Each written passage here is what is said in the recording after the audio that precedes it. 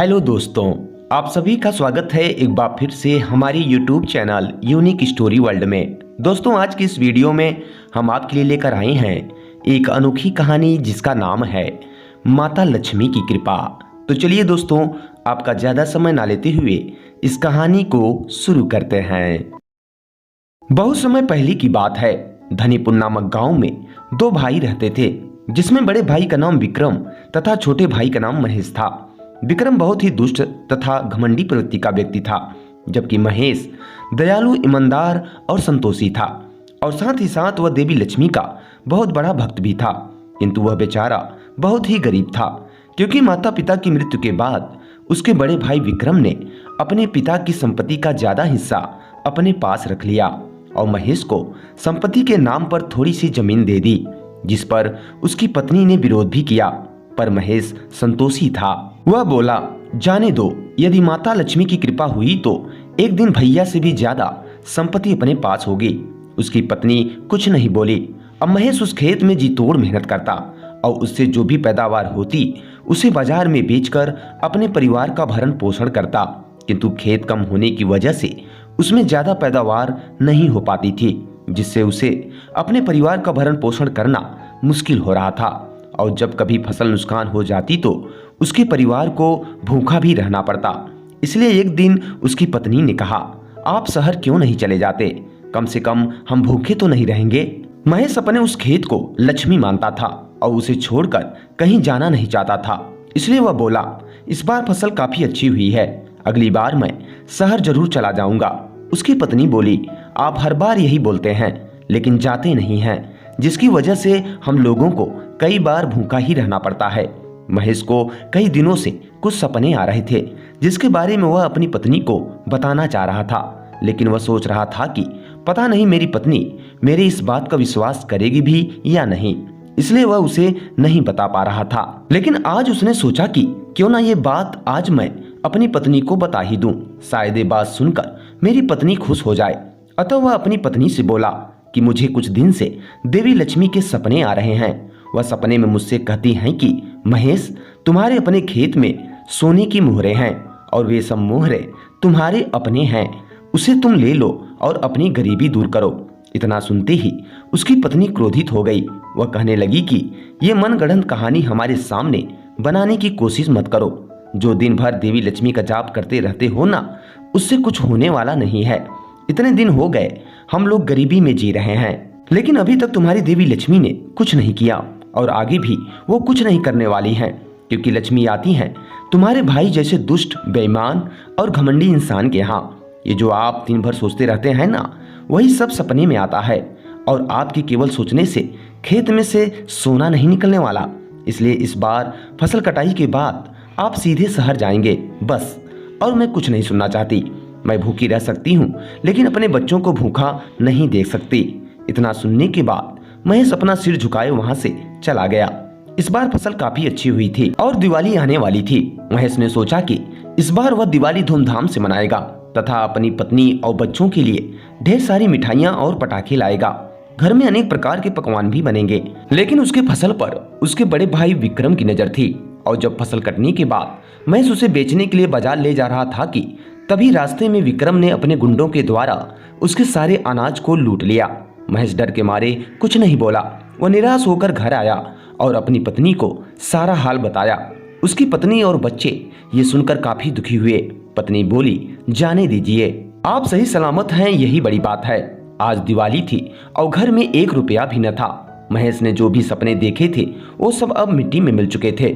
महेश काफी परेशान था। वह अपने बच्चों को भूखा नहीं देख सकता था। अतः वह मदद के लिए अपने बड़े भाई विक्रम के पास गया।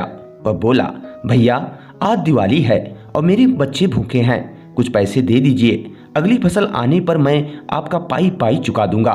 विक्रम बोला, तो क्या हमने तुम्हारे बच्चों का ठीका ले रखा है? अगर खेत बेचनी है तो बोलो, क्योंकि खैरात में मैं कभी किसी को कुछ नहीं देता।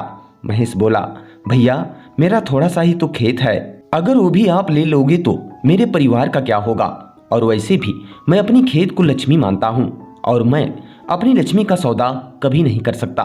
विक्रम बोला, तो फिर ठीक है, तुम अभी मेरे घर से दफा हो जाओ, वरना धक्के मारकर बाहर निकलवा दूंगा। महेश वहां से निराश होकर अपने घर वापस आ गया। महेश अब काफी परेशान था। उसे समझ में नहीं आ रहा था कि वह क्या करे। अतः वह मंदिर गया और माता लक्ष्मी से प्रार्थना करने लगा। वह रो रो कर कहने लगा कि माँ, क्या मैं इसी दिन के लिए आपका भक्त बना था कि मेरे बच्चों को भूखा रहना पड़े? यदि आज आपने हमारी मदद नहीं की तो एक भक्त का आप पर से विश्वास उड़ जाएगा माँ, इसलिए आप हमारी मदद करिए।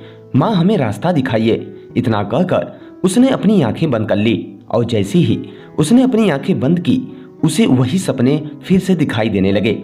फसल कट चुकी थी और खेत भी खाली था। महेश ने सोचा कि क्यों ना एक बार चलकर खेत को खोद कर देख ही लिया जाए, क्या पता देवी लक्ष्मी इसी के माध्यम से हमारी मदद करना चाहती हो। अतः महेश अपने खेत में गया और उसी जगह खुदाई करने लगा जहां का उसे सपना आता था। कुछ देर खुदाई करने के बाद महेश ने देखा कि सचमुच वहां पर एक घड़ा था जिसमें ढेर सारे सोने के सिक्के थे, जिसे देखकर महेश हैरान था। वह उन सिक्कों को लेकर अपने घर पहुंचा और अपनी पत्नी को दिखाया। उन सिक्कों को देखकर उसकी पत्नी भी बहुत खुश हुई और पूछने लगी कि ये सिक्के आपको कहां से मिले? महेश बोला, ये सब माता लक्ष्मी की कृपा है, जिसके बारे में मैंने तुम्हें पहले भी बताया था, लेकिन तुमने मेरा यकीन नहीं किया। अब तो पता चल गया ना कि माँ अपने भक्तों को कभी निराश नहीं करती और एक न एक दिन उसकी विनती जरूर सुनती हैं। महेश की पत्नी बोली, आप सही कहते हैं, मैं ही मूर्ख थी जो आपकी बातों का विश्वास नहीं की और आपकी भक्ति तथा माता की शक्ति पर संदेह किया। हो सके तो माँ मुझे माफ कर देना। और फिर उस दिन महेश के पूरे परिवार ने देवी लक्ष्मी का पूजन कर खूब धूमधाम से दिवाली मनाई। धीरे धीरे समय बीतने लगा और देखते ही देखते महेश अपने भाई विक्रम से भी काफी अमीर हो गया। यह देख विक्रम को जलन होने लगी। उसे समझ में नहीं आ रहा था कि आखिर इतना धन महेश के पास आया कहां से।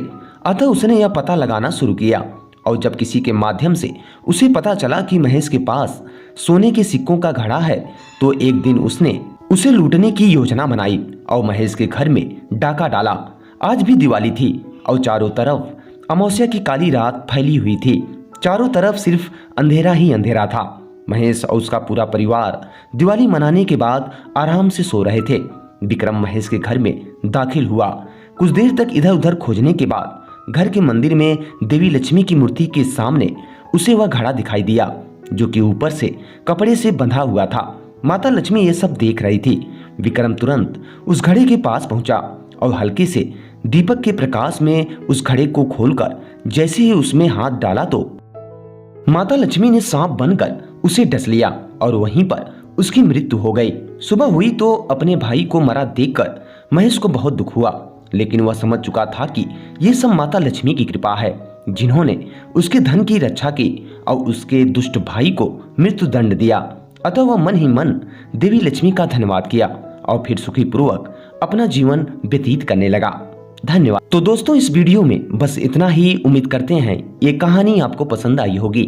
अगर दोस्तों ये कहानी आपको पसंद आई हो तो इसे लाइक करें और अगर आप हमारे इस चैनल पर पहली बार विजिट कर रहे हैं तो हमारे इस चैनल को सब्सक्राइब करके मोटिवेट जरूर करें। वीडियो पूरा वॉच करने के लिए आप सभी का बहुत बहुत धन्यवाद।